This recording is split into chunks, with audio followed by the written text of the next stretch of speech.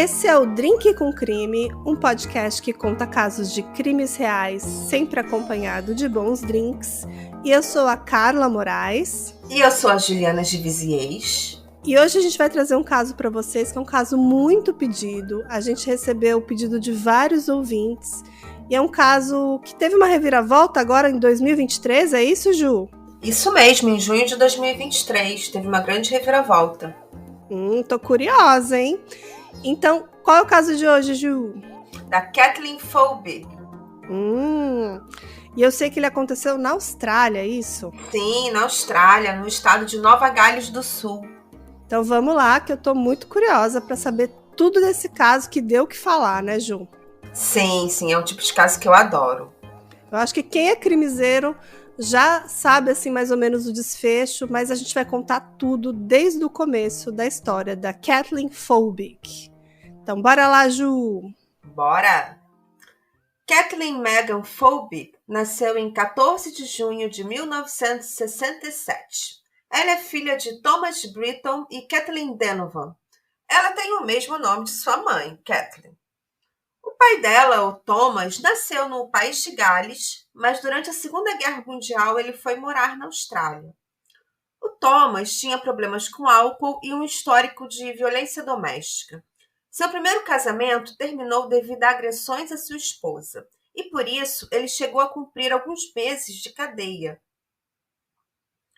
Depois ele se casou com Kathleen Donovan, e as agressões se repetiam também com Kathleen.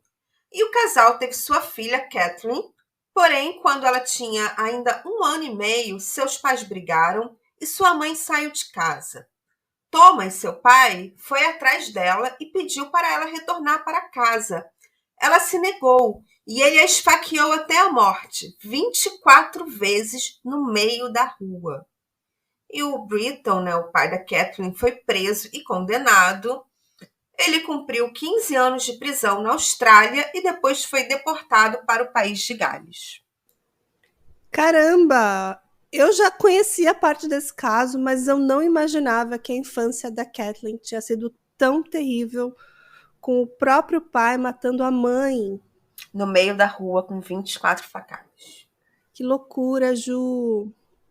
Loucura mesmo, Carla. E só quando a Kathleen tinha 3 anos que ela foi adotada definitivamente por uma família, porque ela ficou até os 3 anos pulando de foster care em foster care.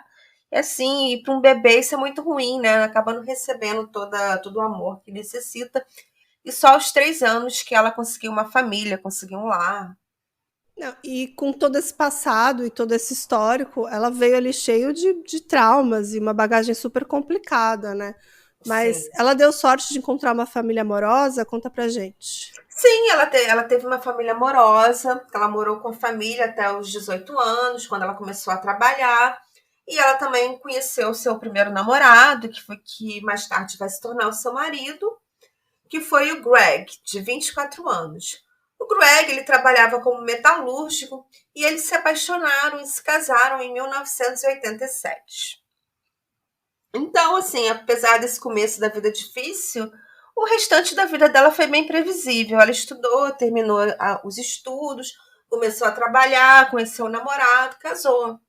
Tudo perfeitamente, tudo dentro de uma certa normalidade. E ela se casou com quantos anos, Ju? Ela tinha 20 anos quando se casou.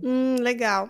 O Greg, o marido dela, tinha grande desejo de ser pai. Então não demorou muito para nascer o primeiro bebê, um lindo garotinho chamado Caleb.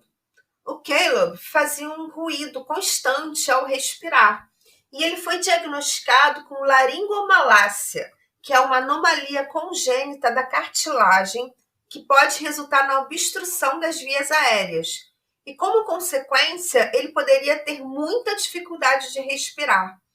E, infelizmente, o Caleb viveu apenas 19 dias. Bom, e essa questão aí da saúde dele foi detectada, então, por um médico. Ele foi diagnosticado, tudo mais. Ele foi diagnosticado logo ao nascer. E acho que mais pessoas ao redor percebiam essa dificuldade dele ao respirar, né? Sim, ele fazia um barulho, tinha uma respiração ruidosa. Então, ele deu sinais, foi diagnosticado com laringomalácia, e realmente isso poderia causar a interrupção da respiração dele. Uhum. E imagino que deve ter sido um trauma terrível, né? Imagina para ela perder um bebê recém-nascido, né, Ju? Com certeza, né? E o que aconteceu foi que ela disse que foi ver como o bebê estava, isso no meio da noite, e o encontrou sem vida no berço. E a causa da morte dele foi determinada como síndrome da morte súbita infantil.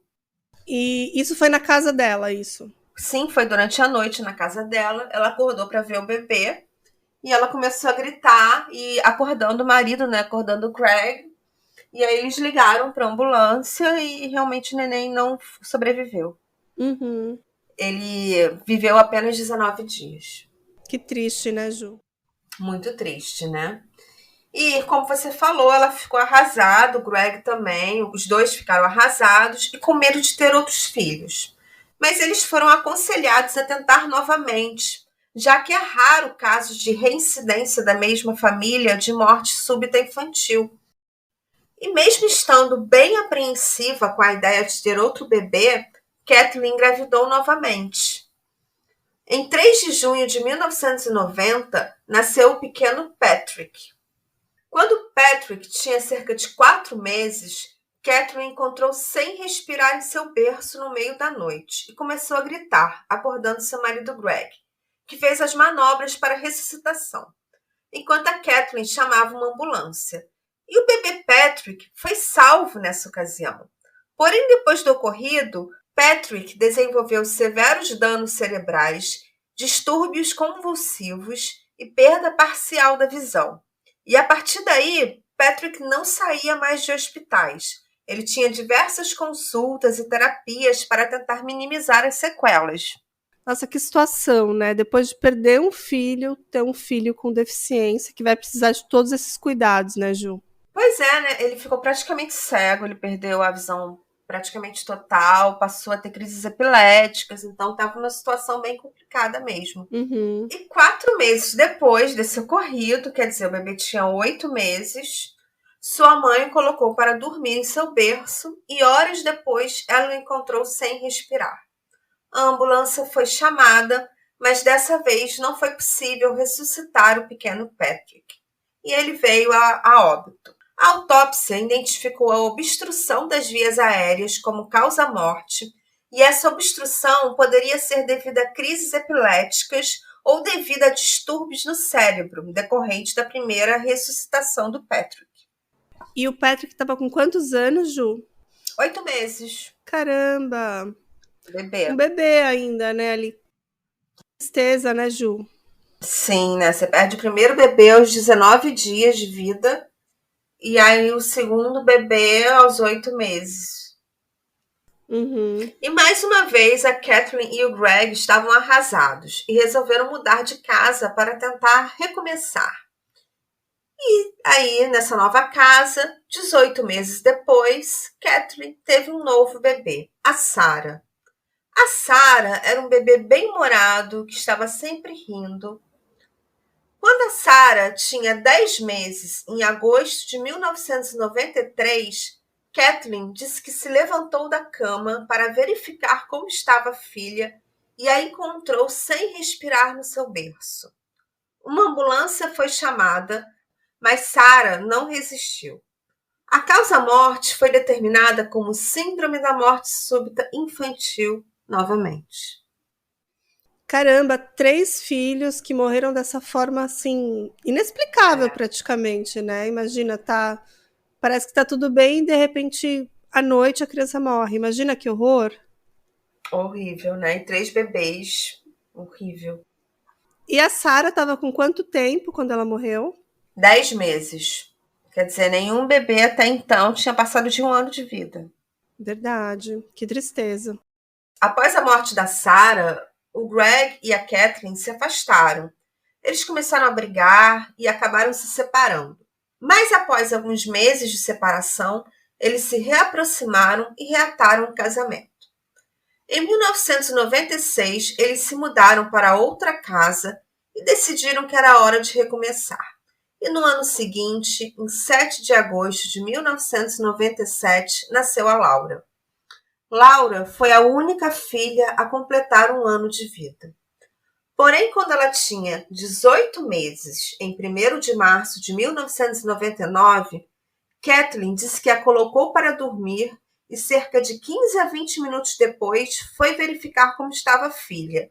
E Laura não estava respirando. Kathleen ficou desesperada e chamou a ambulância. Porém, Laura não resistiu. Laura tinha sintomas de resfriado na semana anterior à sua morte. Na autópsia, foi descoberto que ela tinha miocardite, que é uma inflamação do músculo cardíaco, do músculo do coração. E uma possível causa para a miocardite são infecções virais, que poderia também ser a razão do resfriado. E assim, ela tinha 1 ano e meio, né? Era um pouquinho maior. Já era uma criança que parece que estava com a saúde boa até então, né? Com um simples resfriado. Sim. E de repente morre também Sim. dessa forma. E eu acho que essa altura as mortes começaram a ficar suspeitas, né, Ju? Exatamente nesse ponto. Porque apesar da presença da miocardite, a causa-morte da Laura foi considerada indeterminada. O perito que analisou a Laura também desconfiou. O nome dele era Alan Calla, patologista que realizou a autópsia. Ele disse que Laura era muito velha para a síndrome da morte súbita infantil. E sabendo que já havia 3 casos anteriores de morte súbita infantil na família, o patologista desconfiou e chamou a polícia. Nos anos 90, havia uma crença na Lei Meadow, que foi criada e defendida pelo pediatra britânico Roy Meadow. E a Lei Meadow diz: uma morte súbita infantil é uma tragédia. 2 são suspeitas e 3 são homicídio até que se prove o contrário.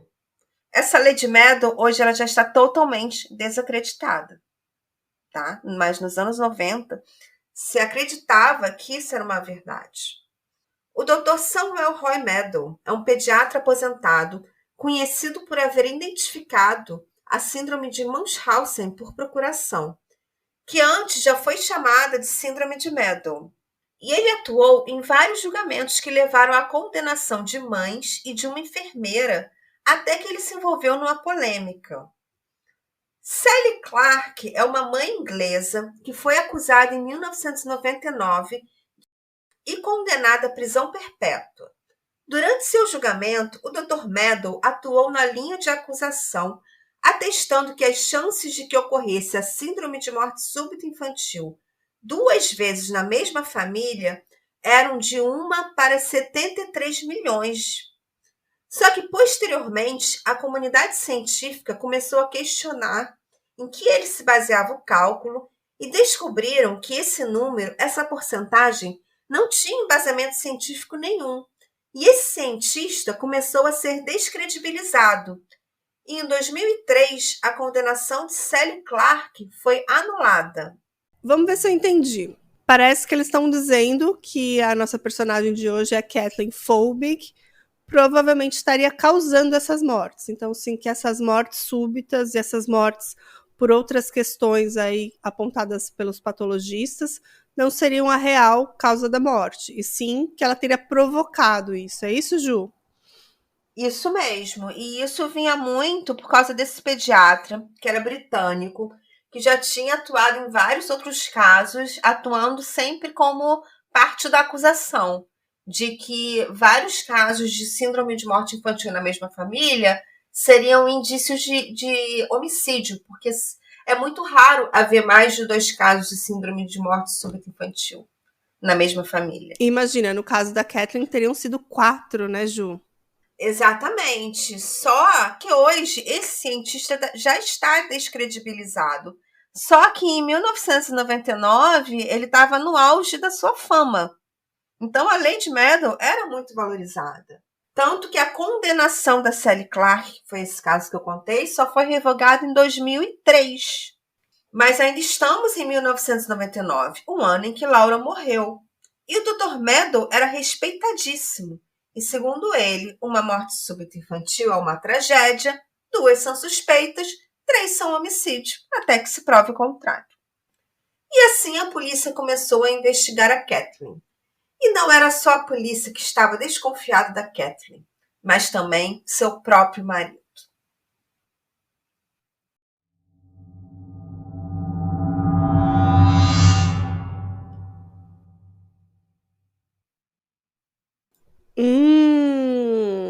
Suspeito isso aí, né? Lembrando que você falou agora há pouco da Munchausen por procuração, né? Acho que muita gente já ouviu vários casos parecidos. Acho que o mais famoso é o da Didi e da Gypsy, né? Que é um caso super famoso, mas tem outros diversos que a gente conhece. Tem filmes que retratam isso. E geralmente a pessoa que faz isso, né? Que cria uma doença inexistente ou que até mesmo faz alguma coisa para aquela outra pessoa ficar doente, que é atenção para ela mesma, né? É tipo uma síndrome mesmo, uma coisa que afeta ali a saúde mental da pessoa, que ela prejudica o outro para receber uma certa atenção. E tem diversos outros casos. Tem o caso de uma mãe que envenenou, entre aspas, o filho com sódio. Esse é um caso famoso também que dava muito sal. Teve outro caso dessa mãe que dava remédios que deixava a pessoa inapta para caminhar, que é tipo o caso da Didi e da Gypsy Blanchett. E tem vários outros casos parecidos.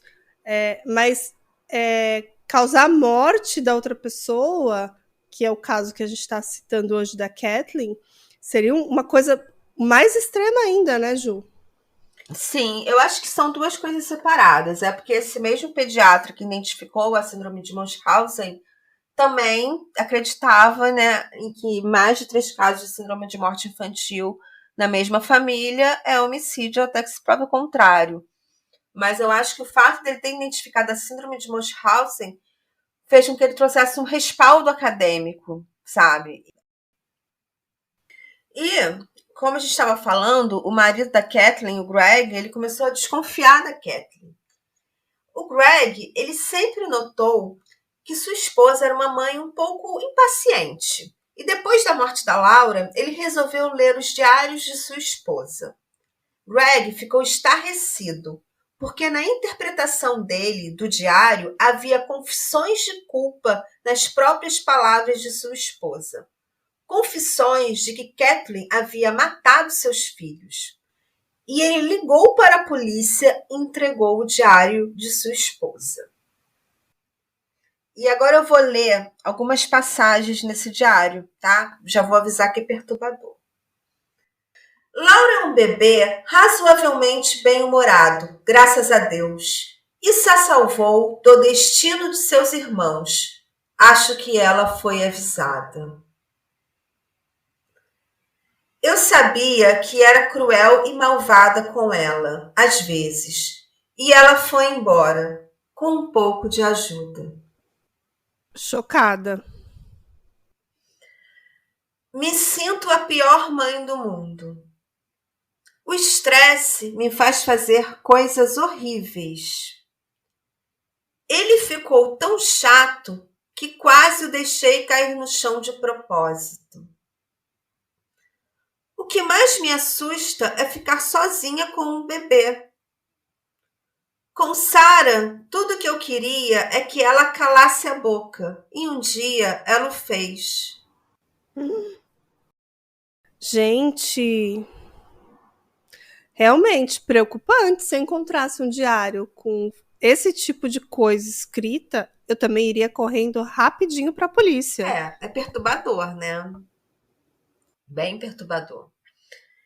E a polícia também achou muito perturbador. Depois de ler os diários, a Kathleen foi levada para o interrogatório e foi perguntada 70 vezes se matou seus filhos, e ela negou todas as vezes. Em 1999, o detetive Bernie Ryan começou uma investigação policial que durou 2 anos, e em 2001, Kathleen foi presa e acusada de assassinato de seus 4 filhos. Seu julgamento começou em 2003 e a acusação alegava que Kathleen sufocou seus 4 filhos com um travesseiro em um momento de frustração. Os diários de Kathleen, que foram escritos no período de 10 anos, foram usadas como provas de confissão no julgamento. Os promotores alegaram que não conheciam outras famílias no mundo que mais de 3 bebês tiveram morte súbita. Só que, na verdade, em 2003, já havia pelo menos 8 famílias no exterior que tiveram mais de 3 bebês vítimas de morte súbita infantil. E o júri não teve acesso a essas informações. A perita que testemunhou no caso disse que havia uma chance em 1 trilhão de ocorrer a morte súbita infantil de 4 bebês na mesma família. Só que ele estava se baseando nos cálculos do Dr. Meadow, que posteriormente foram revogados, e essa perita também teve que voltar atrás nesse ponto que ela usou na acusação da Kathleen. E o próprio marido da Kathleen, o Greg, depôs contra sua esposa no julgamento. Segundo ele, Kathleen perdia a paciência com os filhos e não gostava de ser mãe. E apenas com provas circunstanciais, Kathleen foi condenada a 25 anos sem direito à liberdade condicional pelo assassinato de seus 4 filhos. Quando recebeu o veredito, ela chorou compulsivamente. Kathleen entrou para a lista de serial killers mundialmente conhecidas e foi rotulada como a mulher mais odiada da Austrália e a pior serial killer da Austrália. Não, e eu imagino que a essa altura ela já nem conseguia mais se defender. Ela tinha o próprio marido contra ela tinha profissionais da saúde afirmando que aquilo era impossível, que mais de 3 mortes era um homicídio, e ela não tinha como se defender. Cobertura da mídia, pressão popular, acho que até a própria opinião das pessoas já estava meio que formada. E assim, pelo que você me contou, aparentemente 2 dessas crianças foi comprovado que foram causas mortes além da morte súbita. Então parece que o primeiro bebê, como era o nome do primeiro? Era o Caleb. Caleb. Ele parece que já tinha um problema respiratório que outras pessoas também presenciaram, né? Então não era uma coisa inventada. E parece que a última também, né? Ela teve um problema no coração, é isso? Miocardite? Sim, ela teve miocardite após o resfriado. Mas realmente é uma coisa difícil de as pessoas aceitarem, né? E imagino que para ela também deve ter sido difícil. E ser acusada de matar os próprios filhos dessa forma é bem cruel, mas ao mesmo tempo eu acho que muita gente acreditava que ela realmente causou essas mortes, né, Ju? Eu acho que na época, sim, muita gente acreditava, existia uma pressão popular, uma cobertura midiática, e ela meio que já estava condenada antes do final do julgamento. E realmente os 2 filhos tinham histórico médico muito ruim, então um tinha tido já problemas respiratórios, e o outro teve problemas após a primeira ressuscitação, mas no julgamento ela foi acusada e condenada pelo homicídio 2-4. Então, no julgamento, esse histórico das crianças foi meio que irrelevante. E a Kathleen, mesmo presa e condenada, continuava alegando inocência. E no mesmo ano de sua condenação, houve a anulação da Sally Clark, num caso muito parecido. Então, havia esperança. A equipe de defesa de Kathleen contratou uma equipe de cientistas para investigar o caso. Emma Kampfler foi a primeira especialista acadêmica a questionar as provas. Ela revisou o caso e não encontrou elementos consistentes que comprovassem a culpa de Kathleen. Ela levantou que há na literatura médica diversos casos de várias mortes de bebês na mesma família sem uma causa conhecida e começou a contatar outros cientistas e especialistas que pudessem contribuir com o caso. E assim, em 2013, começou uma nova investigação. E no final dessa investigação, o Dr. Stephen Cordner, um patologista forense renomado, redigiu um relatório de 125 páginas que concluía que não havia evidência que Kathleen matou qualquer um dos 4 filhos e que, principalmente, não havia nenhuma evidência de que essas crianças foram sufocadas. Em 2015, a defesa de Kathleen entrou com uma petição pedindo a revisão do caso, baseado no relatório do Dr. Stephen Cordner, e o estado de Nova Gales do Sul demorou 3 anos para responder essa petição. E essa resposta só chegou em 2018, quando o Procurador-Geral do Estado pediu ao próprio governador do estado para instaurar um novo inquérito sobre esse caso. E para coordenar a análise científica do caso, foi chamada a geneticista Corolla Venuesa. Corolla Venuesa, pesquisadora e professora de imunologia da Universidade Nacional da Austrália, desde 2018, tem se dedicado a estudar o caso da família Folbig, na busca por explicações genéticas das mortes. Ela sequenciou o código genético de Kathleen Folbig. E após o sequenciamento, a equipe da doutora Corolla descobriu que no código genético de Kathleen havia uma mutação rara no gene CALM2. O gene CALM2 é um membro da família dos genes das calmodulinas. E esses genes expressam a proteína calmodulina, que basicamente atua na constricção do coração, no movimento do coração. Então, sem o bom funcionamento dessa proteína, o movimento do coração não acontece, pode parar e pode ter uma parada cardíaca. E uma mutação nos genes que expressam a calmodulina poderia levar a arritmias e ataques cardíacos. E essa mutação do gene CALM2 já havia sido associada ao risco de morte súbita de bebês. Na equipe da doutora Corolla, havia outro cientista que identificou 74 casos de bebês que morreram devido a mutações no gene da CALM2. E eles identificaram as 2 filhas da Kathleen, a Laura e a Sarah, como também causadas por essas mortes, e aí o número passou a ser 76. E o próximo passo dos cientistas foi investigar se essa mutação do gene CALM2 está presente nos filhos de Kathleen, sendo que nessa época o Caleb já havia morrido há mais de 30 anos atrás. Então, para conseguir o DNA, os cientistas tiveram que recorrer aos cartões de triagem de bebês recém-nascidos na Austrália, que, entre outras informações, são coletadas uma gotinha do sangue do pezinho de cada bebê, sabe? O teste do pezinho. Eu acho que aqui eles não fazem essa gotinha, né? Não que eu saiba. Eu não sei se eles guardam, eles tiram para o exame, mas eu não sei se fica na triagem. Eu acho que aqui no Brasil eles não guardam. Mas que interessante, né? Que existia esse material, apesar de estar 30 anos Sim. ali guardado. E eu imagino que os outros cortes foram exumados, ou não? Não, eles conseguiram dos 4 bebês. Porque como eles fazem essa triagem para todos os bebês, só com os cartões de triagem eles conseguiram o DNA dos 4 bebês. Caramba! Após o sequenciamento do código genético dos 4 filhos de Kathleen, os cientistas descobriram que as 2 filhas da Kathleen, a Sarah e a Laura, possuíam a mesma mutação no gene CALM2, o que poderia explicar as mortes de ambas. Porém, esses genes não foram encontrados nos 2 meninos.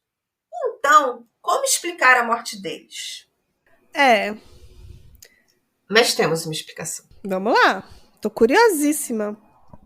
E a Kathleen ficou arrasada quando soube que portava uma mutação que matou suas filhas, mas assim como os cientistas, ela também queria entender o que teria levado à morte dos 2 meninos que não possuíam a mutação no gene CALM2. E os cientistas descobriram que no código genético dos meninos havia um gene que, segundo estudo em animais, está ligado à epilepsia fatal em bebês. E esse gene é um gene recessivo que os bebês receberam 2, um do pai e outro da mãe. E na presença de 2 genes recessivos, a condição que ele codifica é expressa. E no caso desse gene, leva à epilepsia fatal em bebês. Caramba, então quer dizer que as 2 meninas tinham uma condição extremamente rara, que levou à morte delas. E os outros meninos também tinham uma outra condição também extremamente rara de epilepsia em bebês. Ou seja, essas 4 mortes não teriam sido causadas pela mãe, e sim por causas que eram fora do controle dela. Que talvez nem que se essas crianças tivessem atendimento médico, elas poderiam se salvar, porque é uma coisa meio súbita, né, Ju? Porém, mesmo com essas descobertas, em 2019, o apelo de Kathleen foi negado e ela continuava presa. O judiciário não queria acreditar nessas provas científicas. Então, apesar deles terem feito esse mapeamento, aquilo parecia que não estava adiantando de nada. Kathleen continuava presa, o apelo continuava negado. Parecia que não tinha o que fazer. Que loucura! E o mais bizarro é que, de certa forma, o próprio Estado que provou isso, né? Inclusive, esse dado saiu de um estudo da Universidade Nacional da Austrália. Sim, então assim, era um dado científico que provavelmente foi muito estudado para eles chegarem a essa conclusão, né? E foi feito ali quase que uma exumação desses dados, né? Não uma exumação dos corpos, mas levantaram o sangue dessas crianças, fizeram todo o estudo genético, que deve ser uma coisa muito ampla, muito complexa para chegar a essa informação, né, Ju? Sim, e que eles não tinham tecnologia para realizar na época que as mortes ocorreram. Sim, com certeza. Você vê que o avanço da ciência trouxe muito mais informação. É, claro que são 4 crianças que perderam a vida, mas que naquela época nem se imaginava que poderia ser isso. Eu acho que eles acharam uma solução mais fácil, né?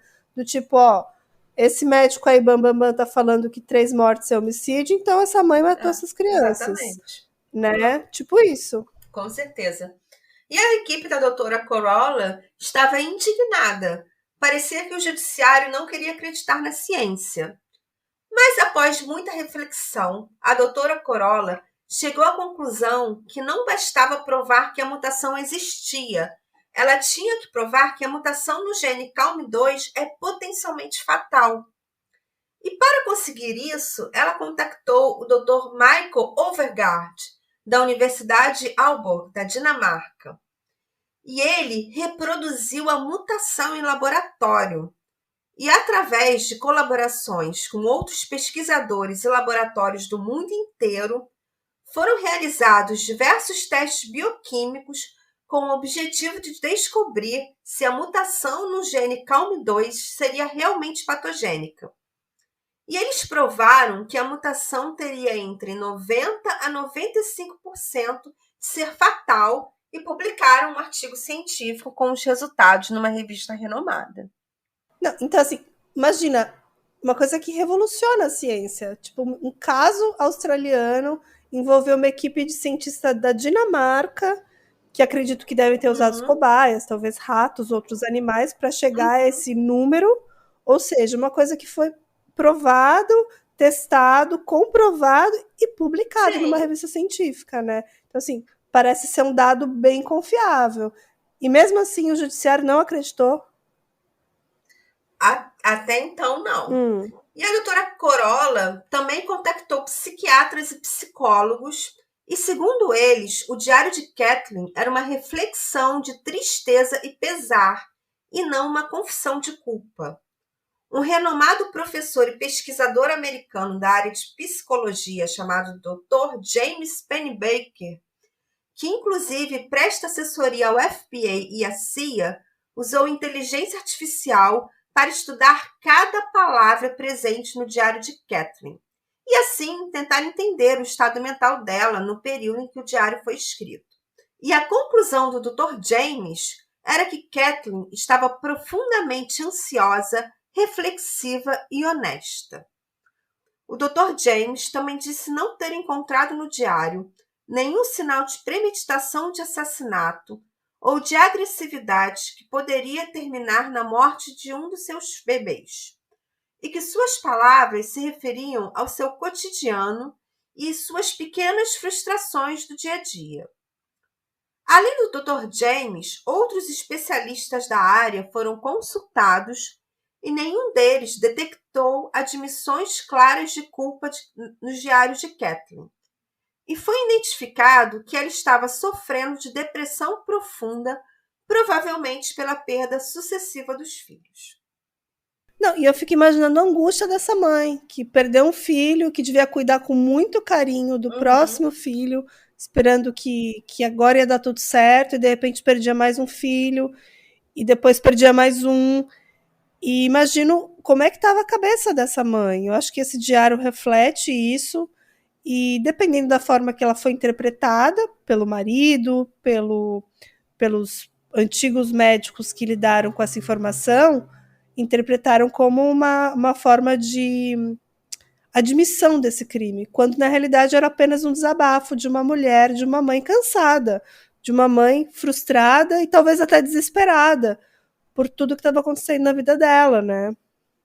Eu acho que provavelmente ela devia se culpar, mesmo não sendo culpa dela. E essa culpa que ela sentia devia refletir nas palavras dela no diário.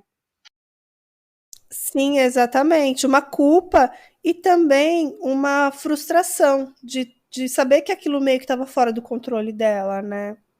Uhum. E que estava se repetindo, né? Perdendo vários filhos. Imagina a dor dessa mãe. Imagina o grau de depressão que ela não devia estar. E ainda mais ela ser condenada como uma criminosa, como uma homicida, sendo que não tinha muitas Não. provas físicas contra ela, além da morte da criança, né? As provas eram todas circunstanciais, baseadas no diário dela e nas palavras do Dr. Meadow. Certo. Eu acho que muita gente já ouviu falar desse caso, mas realmente ele tem muitos detalhes que eu desconhecia, que a grande mídia não cobriu, sobre as circunstâncias, que realmente cada uma foi um pouco Uhum. particular, né? Uma criança tinha uma condição, outra tinha outra, duas tinham um tipo de síndrome, outras duas tinham uma outra síndrome, mas todas mortais. Muito cruel, né, Ju? Muito cruel, muito cruel. E com esse artigo científico sendo publicado e essa análise por psicólogos, psiquiatras também sendo publicada, mais de 100 cientistas enviaram ao governador do estado de Nova Gales do Sul, na Austrália, uma petição pedindo para que Kathleen fosse absolvida e libertada. Como resposta à petição de cientistas, em 2022, um novo inquérito foi aberto.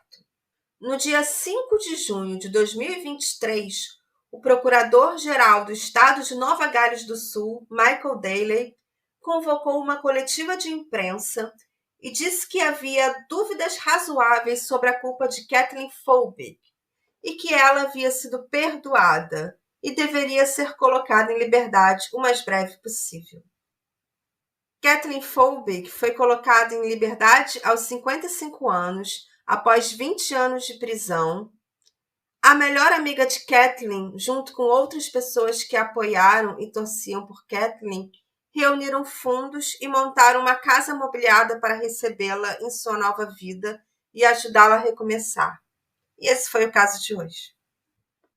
Muito bom, Ju. Como sempre, um roteiro Nem muito fala. maravilhoso, muito bem escrito, muito pesquisado. E eu desconfio que também a infância da Kathleen foi um pouco assim determinante para as pessoas também imaginarem que ela pode ter matado as É, crianças, né? Ela ter sido uma criança que perdeu a mãe de forma tão trágica, que foi criada por uma outra família, que foi adotada. Eu acredito que isso possa ter tido um peso, né, no julgamento dela. O que você acha, Juliana? eu acho que faz sentido, porque é o roteiro perfeito do true crime, né? Você tem uma vida difícil, você tem uma infância complicada e no final se torna uma serial killer. Uhum. Ela era chamada de serial killers de bebês, né? Serial killers dos filhos. Ao mesmo tempo que eu sinto compaixão por ela como mãe, eu também penso como as pessoas que na época tiveram acesso a essa informação. Porque deve ter sido muito.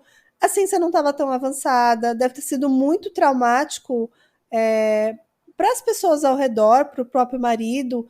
E, e era mais fácil acreditar que a mãe estava fazendo isso, estava causando isso, do que uma questão genética tão rara e tão difícil de provar, que demorou anos para conseguir essa prova e acho que hoje ela foi solta.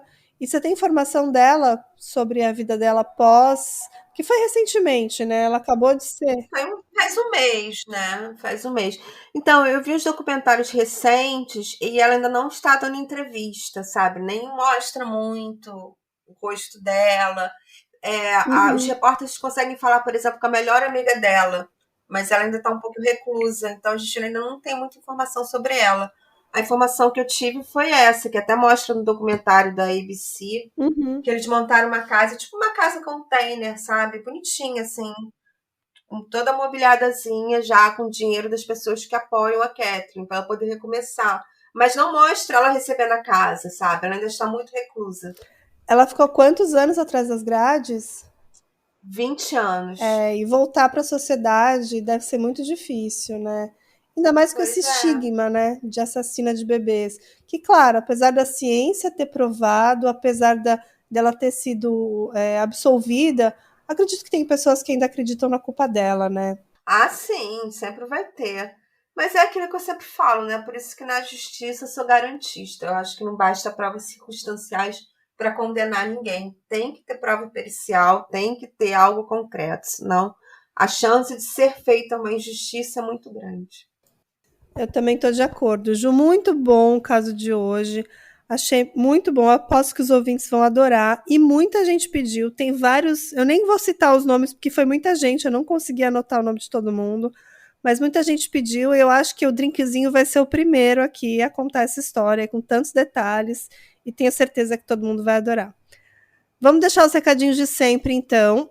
Nos apoie pela Aurelo. Exatamente, apoia a gente, tem apoios de vários valores lá na plataforma. Vocês podem entrar no orelo.cc/drink com crime ou então baixar o aplicativo no seu celular e lá vocês também podem apoiar a gente. Vocês também podem apoiar pelo Pix, que é o drinkcomcrime@gmail.com. Só mandar o comprovantezinho pra gente.